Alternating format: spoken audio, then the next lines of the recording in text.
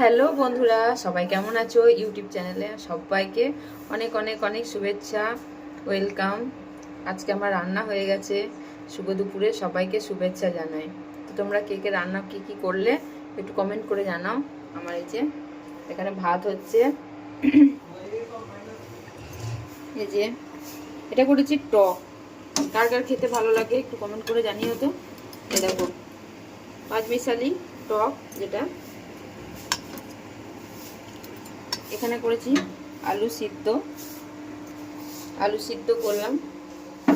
এই যে আন্ডে কি ফান্ডা ডিম, তো আর করেছি বাঁধাকপির তরকারি,